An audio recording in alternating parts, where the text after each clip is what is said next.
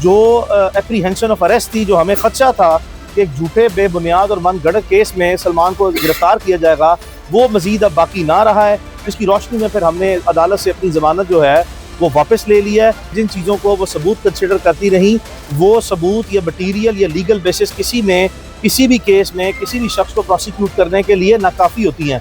NCCI ये कह रही है कि जो लोग मुल्क से बाहर हैं तो उनको इंटरपोर्ट के थ्रू हम लेके आएंगे। NCCI का पूरा राइट है, वो अपना पूरा जोर लगाएं। अगर वो ला सकते हैं, उनका इस्तेकाक है, वो ज़रूर ले आएँ। और जब ले आएंगे तो मुझे आप प्लीज़ ज़रूर बताइएगा। सर, मुद्दइया के खिलाफ कोई एक्शन लेंगे आप? आगे जाके वीडियोस बनाती थी और अजीबोगरीब इशारे भी करती थी, मतलब कि खुलेआम जो है वो तो आप अदालत की भी तौहीन कर रहे हैं, आप उनका जो है वो उनका नाम बार बार ले रहे हैं, कभी आप फेक थंबनेल्स लगा रहे हैं। तो सर इसके खिलाफ तो बड़ा सख्त एक्शन बनता है। जो अपलोडेड मटीरियल आपने हाईलाइट किया है, इसको हम गैदर करेंगे। उसकी रोशनी में जो क्रिमिनल डिफेमेशन का केस हो, या इसके अलावा जो साइबर क्राइम्स की दफात हैं, या इवन जो डैमेजेस सूट है कि ये आपको विदाउट एनी बेसिस जो है वो डिफेम कर रही हैं, उसकी तरफ भी हम प्रोसीड करेंगे। अस्सलाम वालेकुम सर। जी अस्सलाम वालेकुम। सर, आज क्या कहेंगे? सलमान हैदर की बेल जो है कंफर्म हो गई है, क्या कहेंगे इसके बारे में आप? देखें, आप जानते हैं कि ये एक बड़ा हॉस्टाइल नेचर का, बड़ा सेंसिटिव नेचर का रेप का केस था, जिसमें हमारा पहले दिन से ये वाज़े तौर पर मौक़िफ़ है कि जो पुलिस फाइल है, FIR की जो स्टोरी है और उसके साथ जो मेडिकल एविडेंस जो है वो उसका सामने आना, और ये जो इस केस की मुद्दइयाँ हैं, इनका पुलिस को एक स्टोरी सुनाना, उसके बाद जो मेडिकल एग्जामिनर हैं उनको दूसरी स्टोरी सुनाना, उसके बाद अपनी ही स्टोरी को पहले वाली स्टोरी के साथ जो है वो कंट्राडिक्ट कराना, ये वाज़े करता है कि it was a case of absolutely no evidence. तो हमने यही अपनी गुजारिशात जो हैं वो, जिस वक्त इस मुद्दइया ने अपना बयान रिकॉर्ड कराया 164 CRPC का मजिस्ट्रेट के सामने, इसको कॉम्प्रीहेंसिवली हमने क्रॉस एग्जामिन किया था, और तमाम का तमाम केस जिस दिन इस मुद्दइया की बयान के ऊपर जिरा हुई ये सलमान हैदर की तरफ से, उस दिन ये केस कोलैप्स कर गया था। यही गुजारिशात हमने सेशंस कोर्ट में रखी, लेकिन हमें नज़र आया कि वहाँ पे पॉलिसी प्रीवेल कर गई ओवर द लॉ।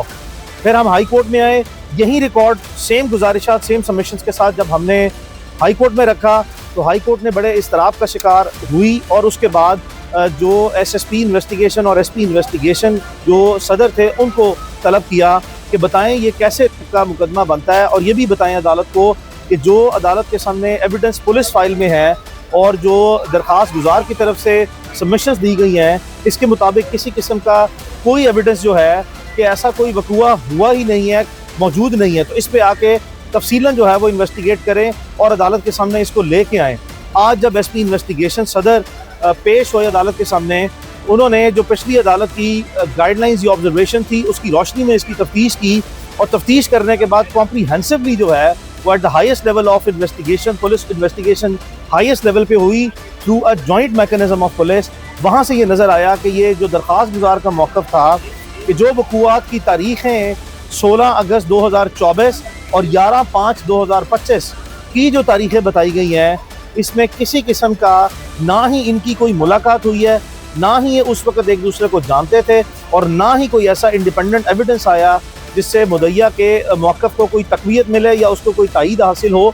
इसी रोशनी में अदालत में जो SP इन्वेस्टिगेशन है उन्होंने वाज़े तौर पर ये मौक़िफ़ अपनाया कि सलमान हैदर जो हैं वो इस केस में बेगुनाह हैं, इनकी गिरफ्तारी जो है वो पुलिस को मतलूब ना है। और इसी की रोशनी में फिर हमने अदालत से जो एप्रीहेंशन ऑफ अरेस्ट थी, जो हमें खदशा था कि एक झूठे बेबुनियाद और मन गढ़ केस में सलमान को गिरफ्तार किया जाएगा, वो मज़ीद अब बाकी ना रहा है।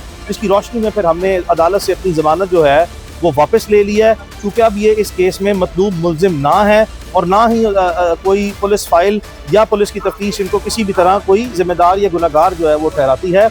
और इसी तरह अदालत ने ये कहा कि अगर कभी दोबारा कोई फ्रेश एविडेंस आती है तो उसमें पहले जो है वो दरख्वास्त गुजार को, सलमान हैदर को ये इतला दी जाएगी, और इतला देने के बाद जो है वो ये देखा जाएगा कि इसमें कोई इनकी मज़ीद अरेस्ट रिक्वायर्ड हो, तो फिर इन्हें ये भी अपॉर्चुनिटी दी जाएगी कि ये जाएँ और पहले अदालत में इसी तरह जब अब प्री अरेस्ट बेल ये करवाने आए हैं, दोबारा भी अदालत से रजू कर सकते हैं, और बराह रास्त कोई फ्रेश एविडेंस आने पे इनको अरेस्ट नहीं किया जाएगा। तो ये प्रोसीडिंग है। ये बताएं कि मुद्दइया तो कहते हैं कि बहुत ज़्यादा सबूत है मेरे पास सलमान के खिलाफ, और उनको मुख्तलिफ चैट्स भी आप दिखाई, और उसने अपने मुख्तलिफ इंटरव्यूज़ में भी कहा कि 1 दफ़ा नहीं 100 दफ़ा।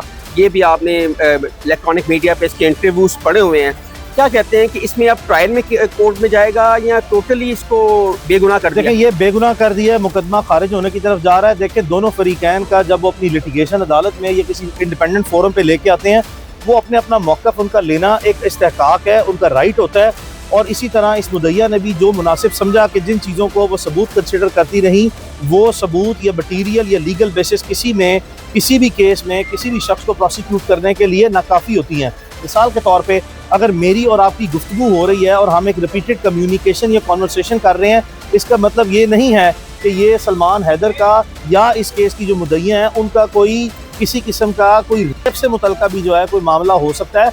दो फरीकैन का आपस में गुफ्तगू करना सिर्फ ये काफ़ी नहीं है कि किसी शख्स के खिलाफ आप रेप के एलिगेशन लगाएं संजीदा नौयत के, और उसकी किसी किस्म की आपके पास ना कोई मेडिकल एविडेंस हो, ना कोई ऑकुलर एविडेंस हो, और ना ही इसके अलावा कोई corroborating फोरेंसिक एविडेंस हो जिसकी बुनियाद पर आप अपने इल्ज़ामात की बाबत कोई ठोस सबूत दौरान तफ्तीश या अदालत के सामने अपने इल्ज़ामात को तक़वियत देने के लिए या साबित करने के लिए पेश कर सके। तो ये दो मुख्तलिफ चीज़ें हैं। सर, मुद्दइया के खिलाफ कोई एक्शन लेंगे आप?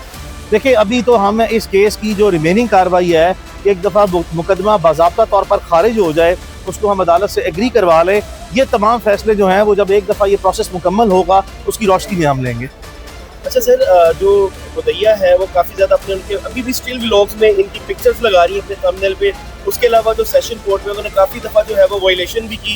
ये आगे चल रहे होते थे, ये पीछे से वीडियोस बनाती थी, फिर आगे जाके वीडियोस बनाती थी और अजीबोगरीब इशारे भी करती थी। मतलब कि खुलेआम जो है वो तो आप अदालत की भी तौहीन कर रहे हैं, आप उनका जो है वो उनका नाम बार बार ले रहे हैं, कभी आप फेक थंबनेल्स लगा रहे हैं। तो सर, इसके खिलाफ तो बड़ा सख्त एक्शन बनता है। दी ये ऑब्वियसली इस तरह का जो मवाद है, जो इसकी जो मिस कैरेक्टराइजेशन है और जो इनकी कैरेक्टर को मिलाइन करना है, उसके लिए जितना हमारे पास जो अपलोडेड मटेरियल आपने हाईलाइट किया है, इसको हम गैदर करेंगे।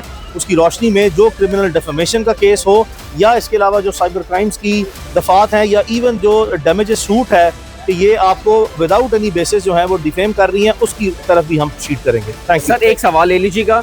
बताया ये जा रहा है कि जो आप भी रजब भट्ट और इकरा कंवल का केस देख रहे हैं, अब उनके ऊपर FIR दर्ज हो चुकी हैं, आप उसके बारे में कुछ बताएं।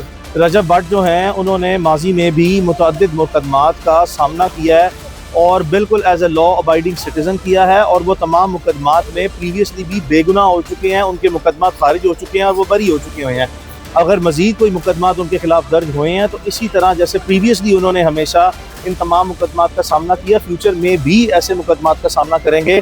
और जो इकरा कंवल के हवाले से आपकी बात है, इकरा कंवल के बारे में हमने FIA को बता दिया कि प्रीवियसली उनके घर जो है वो एक बेटे की पैदाइश हुई है, उनकी फ़िज़िकल या मेडिकल कंडीशन ऐसी है ही नहीं कि एक औरत ऐसी जिसने अपने एक बच्चे को अभी जन्म दिया हो और वो एक इब्तदाई दिनों में हो, उसकी मेडिकल या फिजिकल कंडीशन ऐसी होती ही नहीं है कि वो अपनी जान को साइड पर रख के और इस तरह के मामलात को देखे। तो as soon as she is going to get fully recovered, obviously वो प्रोसेस ऑफ लॉ को ज्वाइन करेंगी, और अगर उन पर मुकदमा दर्ज हो भी गया है तब भी जो है वो अदालतों के सामने सरेंडर करके प्रोसेस ऑफ लॉ को ज्वाइन करेंगी, और ऑब्वियसली हम उस मुकदमे की कार्रवाई को भी मेरिट पे बढ़ाएंगे।